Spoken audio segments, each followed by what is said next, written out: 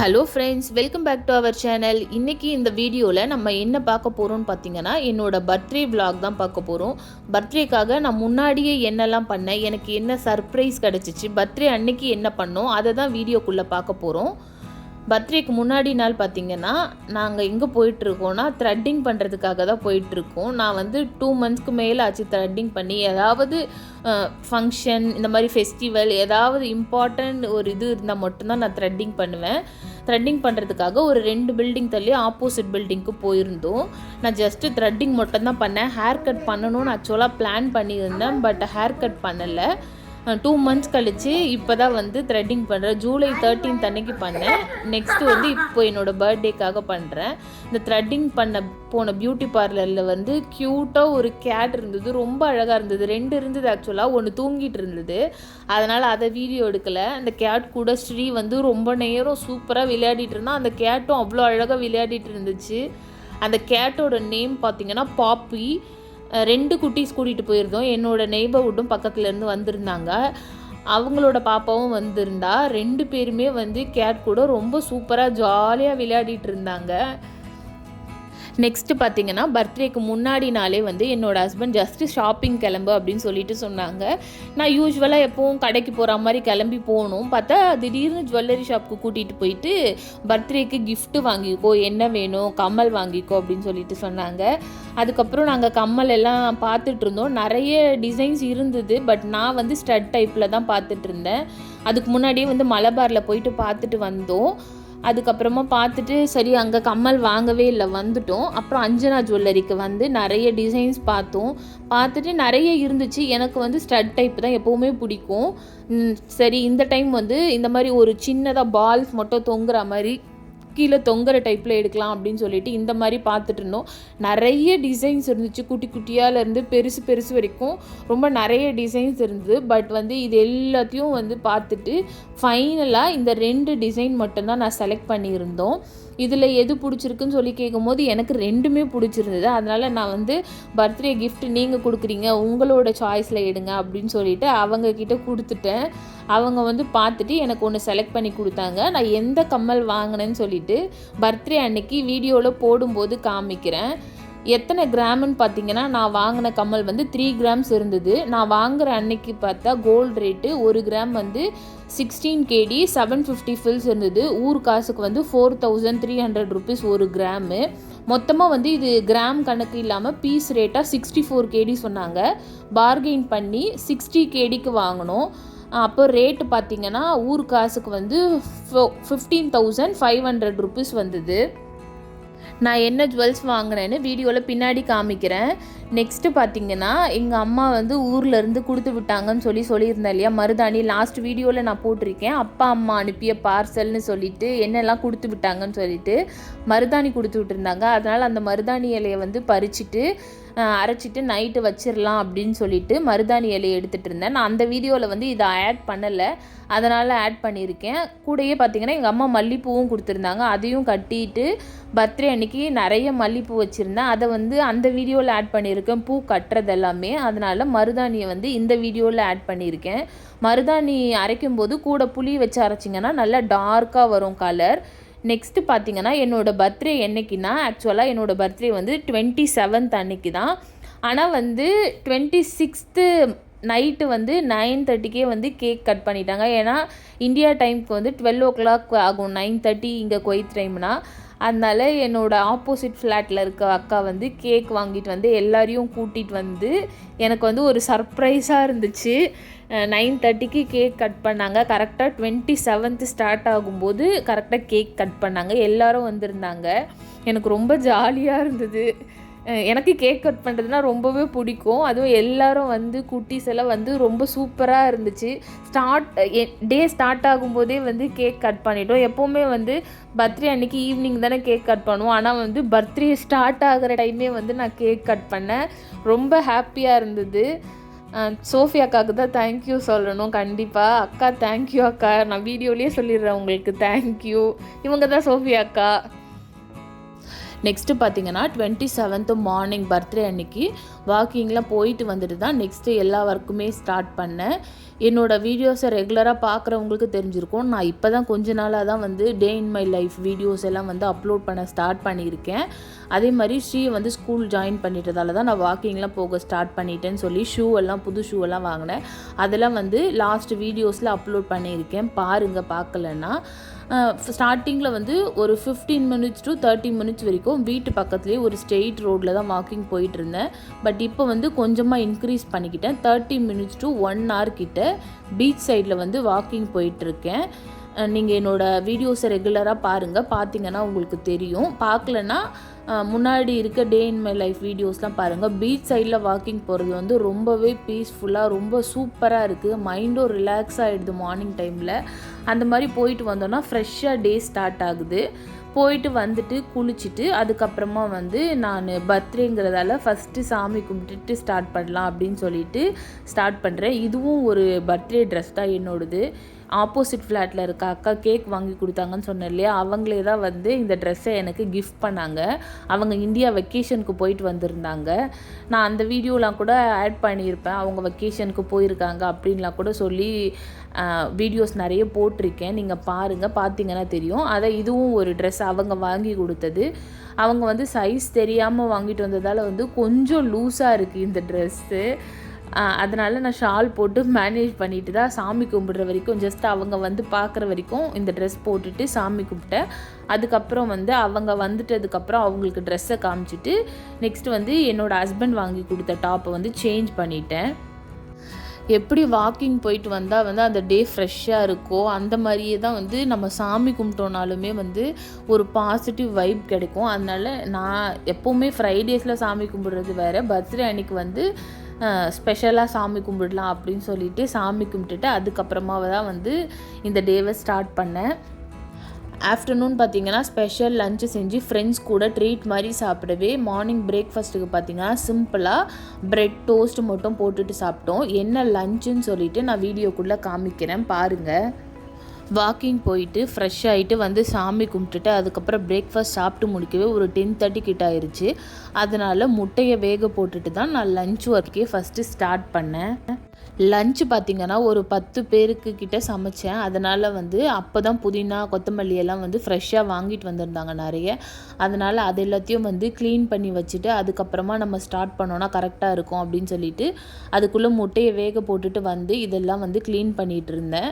அதுக்குள்ளே முட்டை வெந்துடும். நெக்ஸ்ட்டு நம்ம போயிட்டு எல்லா ஒர்க்குமே ஸ்டார்ட் பண்ணலாம் அப்படின்னு சொல்லிட்டு ஃபஸ்ட்டு நான் இதை க்ளீன் பண்ணி எடுத்துட்டேன். பழைய மல்லி புதினா எல்லாமே இருந்துச்சு, அது எல்லாத்தையும் யூஸ் பண்ணிவிட்டு இப்போ புதுசாக வாங்கிட்டு வந்ததையும் கொஞ்சம் யூஸ் பண்ணிவிட்டு, ஏன்னா பழையசு பத்தாது கொஞ்சமாக தான் இருந்தது, அதனால் ரெண்டுத்தையும் மிக்ஸ் பண்ணி யூஸ் பண்ணிவிட்டு இப்போ ஃப்ரெஷ்ஷாக இருக்கிறத வந்து ஸ்டோர் பண்ணி வச்சிடலாம் அப்படின்னு சொல்லிட்டு எல்லாத்தையுமே க்ளீன் பண்ணிகிட்டு இருந்தேன் நான். புதினா இலை அப்புறமா கொத்தமல்லி இலை எல்லாத்தையும் வந்து எப்படி ஸ்டோர் பண்ணி 15 to 20 days வரைக்கும் கெட்டு போகாமல் பழுத்து போகாமல் ஃப்ரிட்ஜில் வச்சு ஸ்டோர் பண்ணலான்னு சொல்லிட்டு நான் ஷார்ட்ஸ் வீடியோ அப்லோட் பண்ணியிருக்கேன். நீங்கள் போயிட்டு செக் பண்ணி பாருங்கள் நம்ம சேனலில் இருக்க வீடியோஸில். நான் ஸ்டார்டிங்லேயே சொல்லியிருந்தேன் இல்லையா, முன்னாடி நாளே வந்து என்னோடய ஹஸ்பண்ட் வந்து ஜுவல்லரி ஷாப்புக்கு கூட்டிகிட்டு போயிட்டு எனக்கு சர்ப்ரைஸாக கிஃப்ட்டு வாங்கி கொடுத்தாங்க. இயரிங்ஸ் வாங்கினேன் அப்படின்னு சொல்லிட்டு. இயரிங்ஸ் கூட மலபாருக்கு போயிருந்தேன்னு சொல்லியிருந்தேன் இல்லையா, அப்போ வந்து இந்த காப்பு டைப் இந்த பிரேஸ்லெட் தான் வந்து வாங்கியிருந்தேன். நெக்ஸ்ட்டு வந்து இந்த கம்மல் தான் வாங்கியிருந்தேன். 2 கம்மல் வச்சுருந்தோம் இல்லையா, அதில் இந்த கம்மல் தான் வந்து செலக்ட் பண்ணி வாங்கியிருந்தேன். எப்படி இருக்குன்னு சொல்லிட்டு கமெண்ட் பண்ணுங்கள் ஃப்ரெண்ட்ஸ். நெக்ஸ்ட்டு 10 பேர்கிட்ட சமைக்கிறதால 1.25 கிலோ அரிசி போட்டிருந்தேன். எனக்கு அளவெல்லாம் அவ்வளோவா தெரியாது. எங்கள் அம்மா கிட்ட கேட்டேன். எங்கள் அம்மா சொன்னாங்க 1 கிலோ அரிசியில் வந்து 8 பேர்கிட்ட சாப்பிடலாம் அப்படின்னு சொல்லிட்டு சொன்னாங்க. அதனால் நான் வந்து 1.25 கிலோ, இது வந்து 1 டம்ளர் 1/4 கிலோ அரிசி வரும். அதனால் இதில் 5 டம்ளர் அரிசி போட்டு செஞ்சால் கரெக்டாக இருக்கும் 10 பேருக்கு அப்படின்னு சொல்லிட்டு ஒரு கேல்குலேட்டிவாக 10 பேருக்கு 1.25 கிலோ அப்படின்னு சொல்லிட்டு போட்டேன். அதுக்கேற்ற மாதிரி கரெக்டாக தான் இருந்தது. கொஞ்சமாக வந்து ரைஸ் மீந்தது, அதை வந்து நைட்டுக்கு யூஸ் பண்ணிக்கிட்டோம். நெக்ஸ்ட்டு பார்த்திங்கன்னா ஸ்ரீக்கு வந்து ஒரு 1 வீக் கிட்டவே வந்து ரொம்ப காஃபுக்கு கோல்டு இருக்குது, சளி இருக்குது, அது கூட வந்து ரொம்ப காஃப் நிறைய இருமல் இருந்துகிட்டே இருக்குது. நைட்டெல்லாம் வந்து தூங்காமல் இரும்பிகிட்டே இருந்தால் அப்போ மருந்தெல்லாம் கொடுத்துமே வந்து சரியாகலை அப்படின்னு சொல்லிட்டு எங்கள் அம்மா கிட்டே ஏதாவது இந்த கை வைத்தியம் அந்த நாட்டுக்கு வைத்தியம் மாதிரி ஏதாவது கேட்கும்போது வந்து முருங்கைக்கீரை இலை இருந்தால் வந்து அது கூட ஒரு கைப்பிடி அளவுக்கு முருங்கைக்கீரை இலை எடுத்துகிட்டு அது கூட வந்து உப்பு வச்சு நல்லா இந்த மாதிரி வந்து கசக்கி தேய்க்கும் போது அதுலேருந்து அந்த ஜூஸ் வரும். அதை வந்து ஒரு குழிக்கரண்டி இருந்தால் அதில் வந்து பிடிச்சிட்டு அந்த ஜூஸை வந்து லைட்டாக ஹீட் பண்ணிவிட்டு அதை வந்து நம்ம தொண்டையில் போடும்போது இந்த இருமல் வந்து கம்மியாகும் அப்படின்னு சொல்லிட்டு சொன்னாங்க. இதை வந்து ஒரு 2 to 3 days வந்து ஃபாலோ பண்ணணும் அப்படின்னு சொல்லிட்டு சொன்னாங்க. அதனால் அவளுக்கு அதை ட்ரை பண்ணலாம், எந்த மெடிசன் கொடுத்துமே செட் ஆகலை இருமல் அப்படின்னு சொல்லிட்டு நான் முருங்கை இலையும் உப்பையும் வச்சு அதோட ஜூஸை எடுத்துகிட்டு இருந்தேன். இந்த மாதிரி ஜூஸ் எடுத்த பிறகு அதை வந்து அடுப்பில் மீடியம் ஃப்ளேமில் வச்சுட்டு லைட்டாக சூடான பிறகு அதை நல்லா ஆற விட்டுட்டு மிதமான சூடு இருக்கும்போது வந்து அதை தொட்டு நம்ம தொண்டையில் அப்ளை பண்ணி கொஞ்சம் ஆற விட்டோன்னா வந்து நாள்பட்ட இரும்பல் கூட சரியாயிடும் அப்படின்னு சொல்லிட்டு சொன்னாங்க. இது குழந்தைங்களுக்கு மட்டும்தான் ட்ரை பண்ணணும்னு இல்லை, சின்ன குழந்தைங்கள்லேருந்து பெரியவங்க வரைக்கும் ட்ரை பண்ணலாம் அப்படின்னு சொல்லிட்டு சொன்னாங்க. நான் வந்து 3 daysக்கு 2 times வந்து ஃபாலோ பண்ணேன். ஒரு பர் டேக்கு 2 times சொல்லிட்டு 3 daysக்கு ஃபாலோ பண்ணேன். நல்ல எஃபெக்ட் இருந்துச்சு. கண்டிப்பாக நீங்களும் இதை ட்ரை பண்ணி பாருங்கள். இதே மாதிரி வந்து இரும்பல் இருக்கும்போது 1 ஸ்பூன் தேன் குடித்தாலுமே கூட இரும்பல் வந்து சரியாயிரும். இதையும் கூட ட்ரை பண்ணி பாருங்கள். கண்டிப்பாக நல்ல எஃபெக்ட் இருக்குது. நான் ஸ்ரீக்கு தேனுமே கொடுத்தேன். ரெண்டுமே வந்து நல்ல ரிசல்ட் கொடுக்குது. நம்ம முடிஞ்ச அளவுக்கு வந்து மெடிசன்ஸ் கொடுக்கறத விட இந்த மாதிரி வந்து ஹோம் ரெமெடி ட்ரை பண்ணும்போது நல்லாவே க்யூர் ஆகுது. நெக்ஸ்ட்டு பார்த்திங்கன்னா 1.25 கிலோ அரிசிக்கு நாங்கள் 3 சிக்கன் வாங்கியிருந்தோம். சிக்கன் வந்து என்னோடய ஹஸ்பண்ட் நான் க்ளீன் பண்ணி தரேன் அப்படின்னு சொல்லிட்டு அவங்க க்ளீன் பண்ணிகிட்டு இருந்தாங்க. சைடில் வந்து நான் முட்டை வேக வச்சுருந்தேன் இல்லையா, அது முட்டையோட தோலெல்லாம் எடுத்து அதை க்ளீன் பண்ணி வச்சுட்டு புதினா மல்லியெல்லாம் வந்து வாஷ் பண்ணி கட் பண்ணி வச்சிடலாம். அந்த வேலையை நம்ம முடிச்சிட்டோன்னா சிக்கன் கட் பண்ண பிறகு குக் பண்ண ஸ்டார்ட் பண்ணிடலாம். ஆல்ரெடி அரிசி ஊற வச்சுட்டேன், அதனால் அந்த ஒர்க்கெல்லாம் பண்ணிடலாம் அப்படின்னு சொல்லிட்டு நானும் வந்து கிச்சன்லேயே நின்றுட்டு முட்டையோட தோலெல்லாம் எடுத்துகிட்டு இருந்தேன்.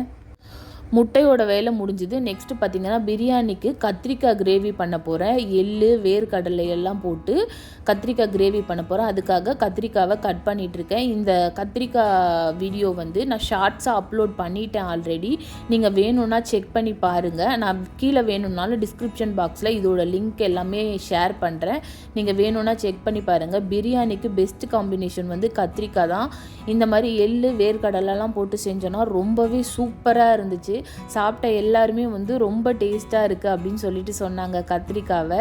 நீங்களும் இந்த மாதிரி ஒரு டைம் ட்ரை பண்ணி பாருங்கள். திரும்ப திரும்ப இதே மாதிரி தான் எப்போ பிரியாணி பண்ணாலும் கத்திரிக்காய் தான் பண்ணுவீங்க பிரியாணிக்கு சைட் டிஷ்ஷாக.